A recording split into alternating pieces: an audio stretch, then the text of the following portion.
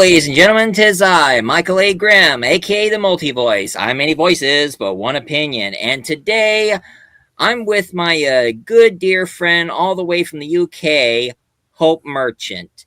And one thing me and her are going to be talking about is we're going to be talking about, since they did the trailer of the series, we're going to be talking about Harry Potter. And as you can see, I'm wearing my wizard hat and my robe and my costume.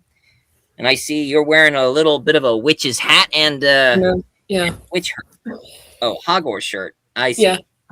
Do you have your wands ready? Yeah.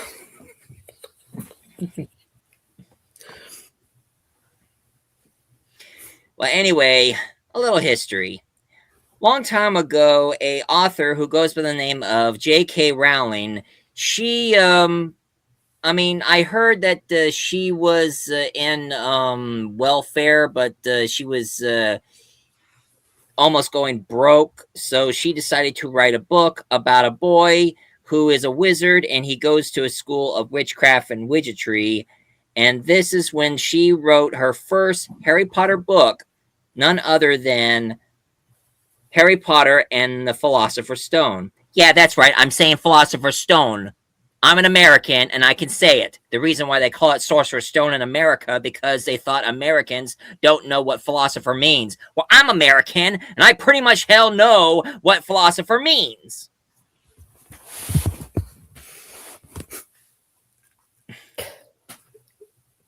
But anyway, I want to hear from my favorite gal from the UK what she thinks about the Philosopher's Stone. That was quite a good movie, to be fair. It was quite good and funny. Well, I listened to the audiobook. I mean, unlike you watch all the movies but never bothered to read the book or even listen to the audiobook. I listened to the audiobook before they made the movie.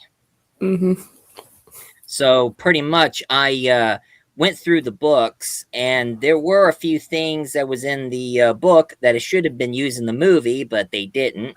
Like the time when Harry's broom got all jinxed, and they thought it was Snape jinxing the broom. There was one thing in the book that not many people didn't mention. There were another Quidditch match, except it was the Gryffindors against the Slytherin again, and this time Snape decided to become the referee.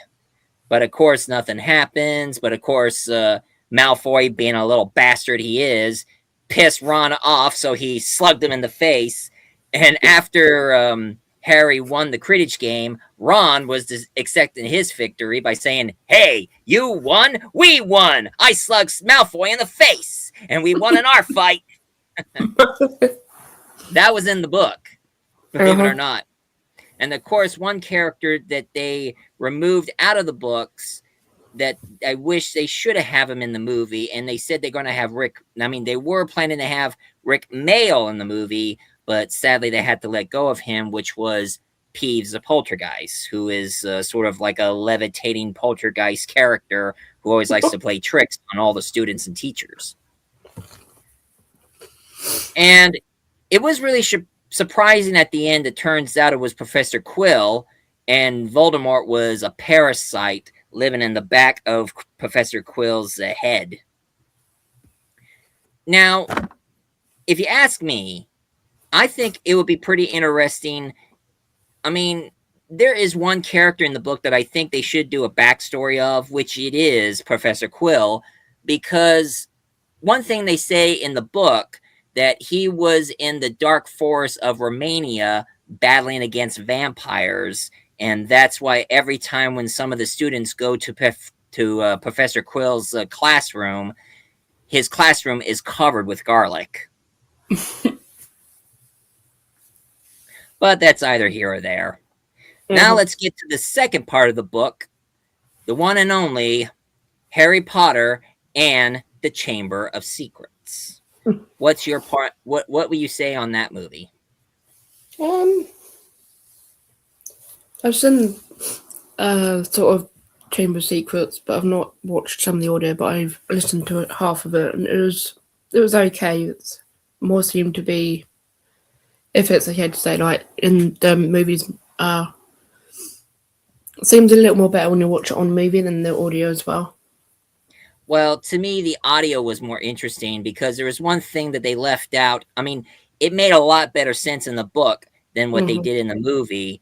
I mean, it wasn't McGonagall who told the kids the Chamber of Secrets in the book. In the book, it was their teacher, which his name escapes me, except this teacher was a wizard and he was a ghost who Mm-hmm. refused to go to the afterlife, so he just stayed on Hogwarts as their history teacher. And sometimes he does have a habit of explaining history to children and boring the hell out of them. Yeah, he was kind of a boring history teacher, God. even for a ghost. And Born I as a ghost. ever met a ghost who was boring?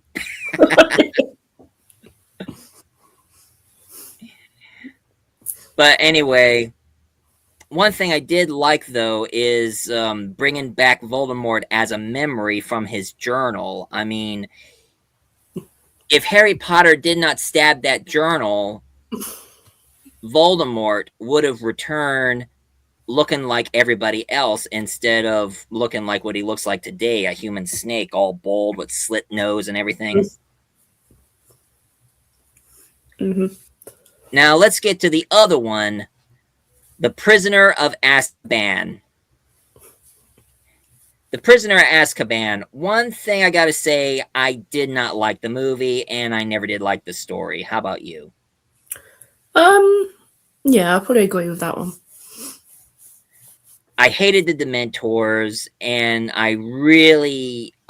one thing I was kind of surprised of that it turns out that it was Wormtongue who was Scabbers all along, and was the Mm-hmm. one who was responsible for the death of Harry Potter's family, and even blame Sirius Black for the murder, and that's why Yep. he was in Azkaban. Mm-hmm.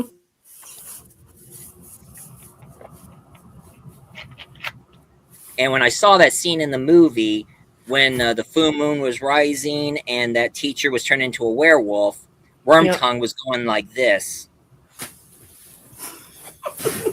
and turned into a mouse, and I was like, "Well, that little rodent! I'm going to stomp him to death!"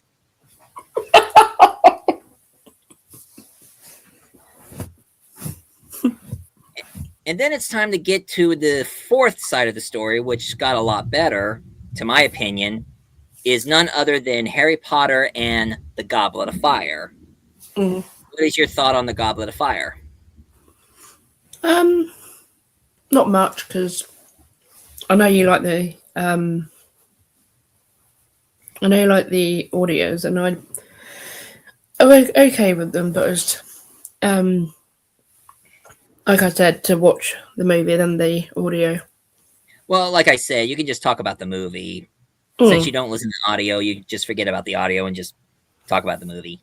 Yeah, the movie was okay. I think it should have been a lot better if they took more from the book because it had a lot more explanation. Like they did explain, like why is Rubius Hagrid so big and tall is because because Harry one time got his invisible cloak, and he was eavesdropping between Pavati Patil.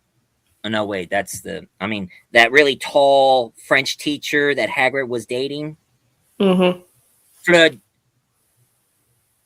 Fleur Delacour, I think that's what is her name. Yeah. And Hagrid, the reason why he likes being with her because she knows who she is, and he says that he is a half giant. And when he explained that to her, she got insulted and saying, "I'm not a half giant. I'm just big bones." Is that a same explanation for somebody who's in denial, saying that they're not fat? No. I'm not fat. I'm big bones.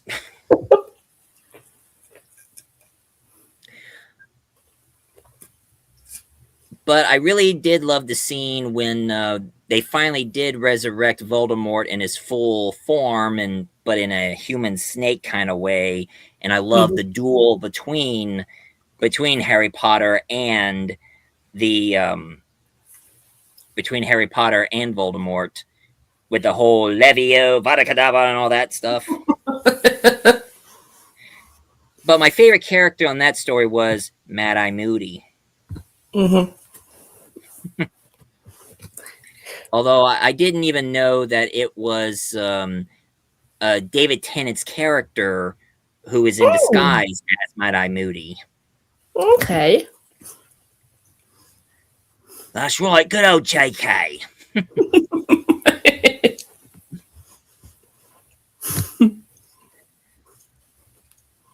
And then moving on to another story, another side of the book is, of course, Harry Potter and the Order of the Phoenix. And one character I really do like in the book is, of course, Luna Lovegood. I mean, she's a bit of an oddball, but very interesting at the same time. And I thought she was going to be like another Hermione Granger in a way, but they did explain the difference between Hermione and Luna. I mean, Luna's kind of off and pretty much sort of a believer on conspiracy theory, while Hermione Granger, she's more of a bookworm. She just relies on the logics from books and everything. And I mean, she would be the kind of witch I would like to hang out with and probably learn some magic from her. Yeah. But the worst witch I can never get over is Professor Umbridge. Oh, she pisses me off to no end. Ugh.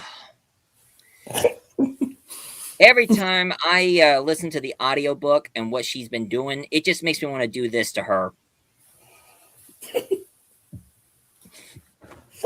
Yeah.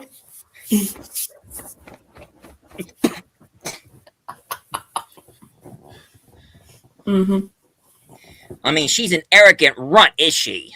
Yeah. What? I said runt. What do you think I said? Ugh. And then we get to the other one known as Harry Potter and the Half-Blood Prince. Now, spoilers for those, well, of course, I'm kind of spoiling most of it in the story, but I'm sure all of us, we all seen the movies and we all read the books, so the hell with spoilers.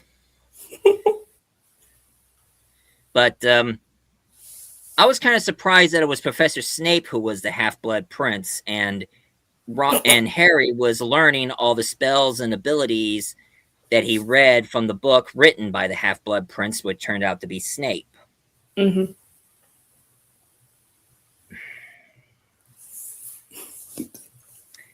But one thing I just couldn't get over, I was really, really pissed off that Severus Snape killed Albus Dumbledore, even though Harry always kept telling Albus that something is not right with Snape. But, of course, it turns out it was a part of his plan because Albus wanted Snape to kill him.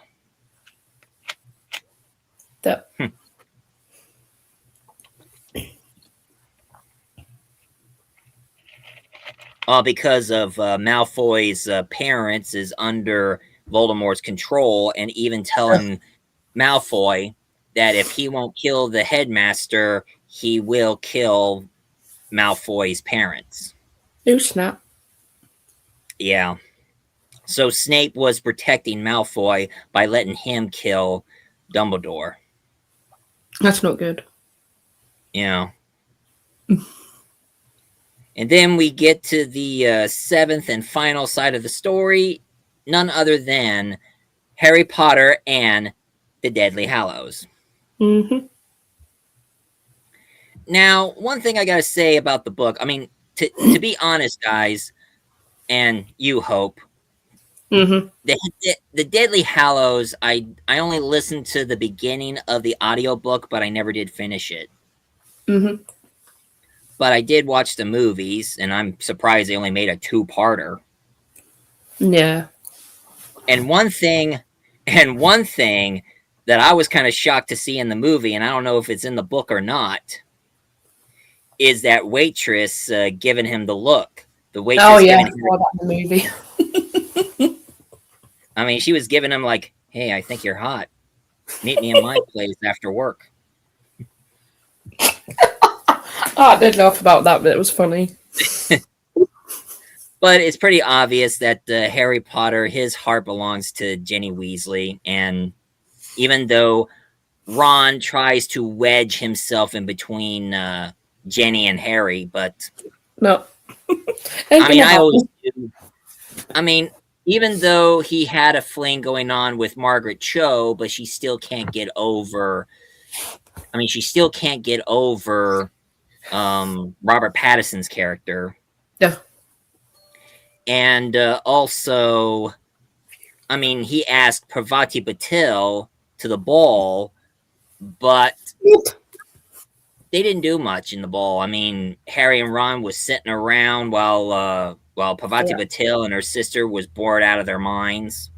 Yeah, that was in the movie. I saw that bit in the movie. It was quite. They looked bored. I mean, if I invited a girl to the ball, I wouldn't be sitting on my ass during the dance. I just get up and get jiggy with it. Yeah. You know, getting jiggy with it. Getting jiggy with it.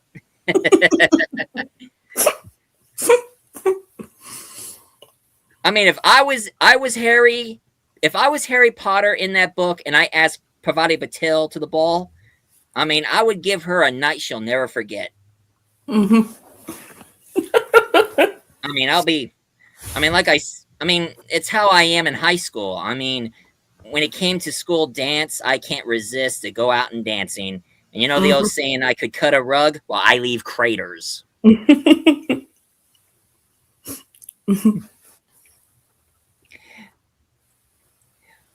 Because when you start playing my favorite music, I cut loose.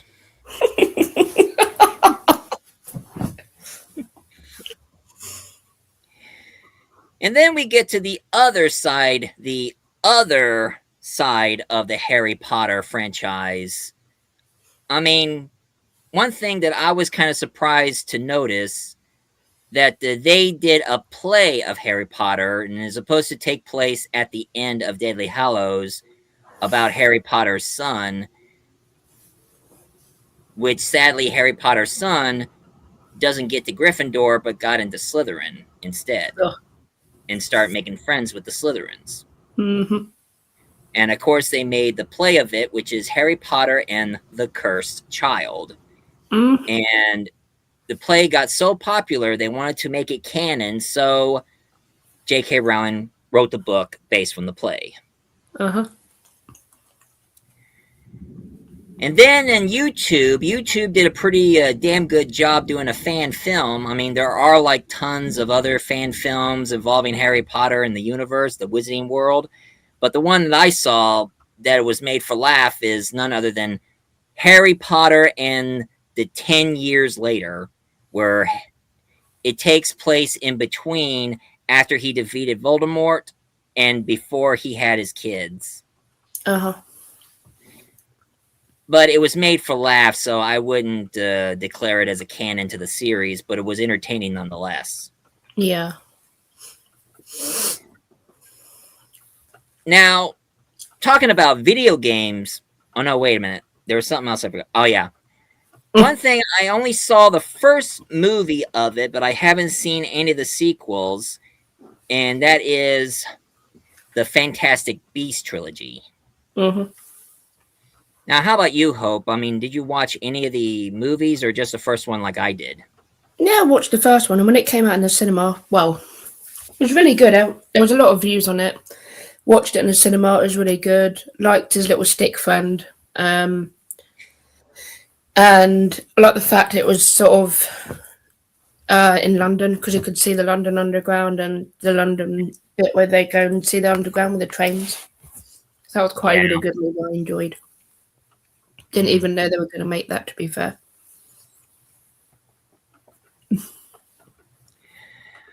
Please excuse the noise in my background. It's starting to rain all of a sudden. Again? And I thought I heard some thunder rumbling. Oops. But hey, I'm not afraid of thunder. Now, one thing I have heard, there are like tons of Harry Potter video games that are actually like adaptation from the movie. But the best video game I've ever played, which I do mention it before, Luna, is of course The Legacy of Hogwarts. Mm-hmm. Now, you played on your Nintendo Switch. What are your thoughts about the game? From the start, it was okay, and the professor was with us till the first, and then till you fight the warriors, or what they called it, the knights, and the rest of the people and the baddies in the game. He sort of leaves, and then the hard part that you have to do is fight the knights over and over again, and then try and find things in the cave with the professor, and then go and find a lot of stuff, and basically trying to find the shadows to fight the knights, which was definitely a hard part. Mm. It was really good. Well, to me, I loved it. I mean, I hardly play any RPG video games except Mass Effect, but Hogwarts Legacy was pretty awesome, and I almost got to the end, but trying to defeat that goblin who is the final boss was hard as hell. I need to start, so I had to start exploring the area and trying to get more power, trying to level myself up in order for me to defeat that goblin bastard. Yeah. But now I'm hearing that there's going to be a part 2 coming up that they're developing. Oh, the game, nice. Yeah. That'd be really cool. Now, this is something I would say. I mean, I do get what you're saying, Hope, that sometimes when you listen to audiobook, you just have one guy or girl just reading the whole book. Just reading the whole book, and it gets pretty boring just having one person saying everything. And that's why I've always been more into audiobooks, because, I mean, audio dramas, because in audio dramas, you have more than one people and even sound effects and narrators and such. And I was surprised that Audible made this, the Harry Potter full cast audio editions, which sadly I don't have Audible, so I can't afford it. And sadly, I can't buy them in CDs, and that's a pain in the ass. Oh. But the only thing you could do is get yourself an Audacity account, and you'll be able to listen to the audiobooks. And I even I did listen to an example of it. It's a lot like an audio drama, because you just have the narrator telling the story, and they use the sound effects, so the narrator doesn't have to say what's going on. You just hear sounds about it. Of course, the narrator does say it, but you can hear the sound effects in the back along with the music, and the actors saying their lines from the book. Oh, wow. So I think it would be a lot easier if you get yourself an Audacity account. I mean, not Audacity, Audible account. If you get yourself an Audible account, you might be able to listen to the full cast audio edition, because since they're being more faithful to the book now. Yep.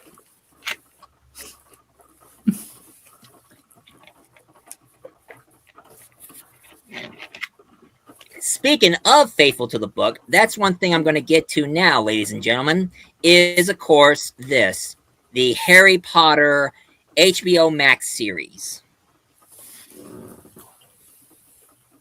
Now, I watched the trailer, and it has a lot of potential.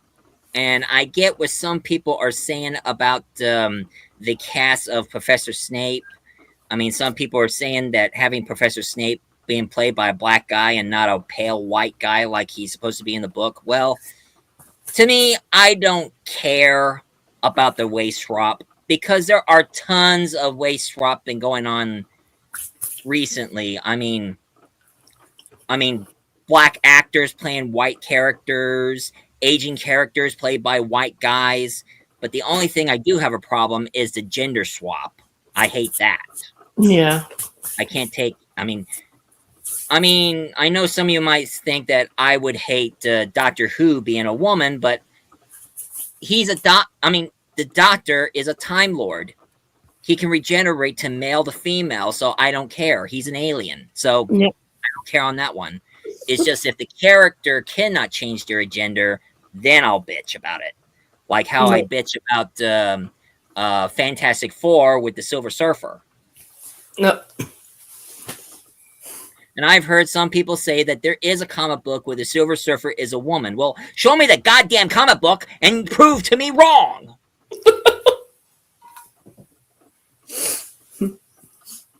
But anyway, and the new cast who are playing Ron, Harry, and Hermione, I mean, I think they got something going here, and I kind of like the forehead scar on the new Harry Potter because it looked more like a scar than what Daniel Radcliffe had. Mm-hmm.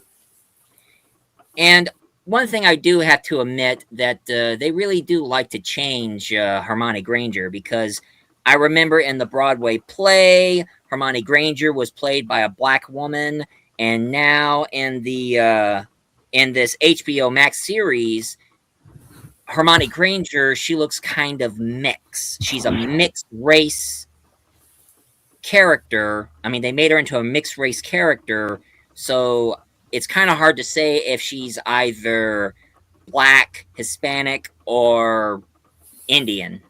Who knows? Yeah. But besides all that, so they're going to do a tad bit of change on the colors, but all in all, I'm hoping that they would stick more to the books, and I dread who's going to, and I'm not dread, but I'm wondering who's going to be playing Peeves the Poltergeist in the series. Yeah. I say that John Lithgow, who's playing, oh no, not John Lithgow. Oh no, wait, is it? The one who plays Albus Dumbledore. One thing I know about that actor, he's an American. At least they have an American actor playing a British character. Yeah. And of course, I love the idea of Nick Frost playing Hagrid. I thought he was perfect. Yeah. I thought he'd be perfect because I remember him from all the Simon Pegg films. Yeah. So, cross your fingers it turns out successful, because in the day, the cinemas and the movies and the shows today, with the woke stuff going on, I mean, every movie they make, they turn out to be bombs. Every single movie or show comes out, everybody complains, bitch and moans, and I even starting to see how ridiculous they becoming.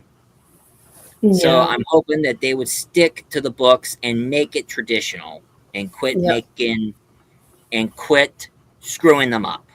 Yeah, definitely. Well, now, one thing I would like to ask you, Hope, what are your thoughts about it? I mean, do you agree what I was talking about? Yeah, it was really good, yeah. And do you agree what I said about the whole race swap and the gender swap stuff? Yeah. Totally agree with that, because it's the same. I think the same thing. Two minds think alike, huh? Yeah. If we were a fantasy creature, we'd be a two-headed beast. Yeah. Anyway, special thanks for Hope Merchant for joining with me in this StreamYard video. And special thanks to you folks for watching this. And if you like this review, please leave a comment down below, hit like and subscribe. And one thing I want to end this off is a little magic here. Let's see. Abracadabra, hocus pocus. Abacapocus, hocus dabra. Walla Walla, Washington.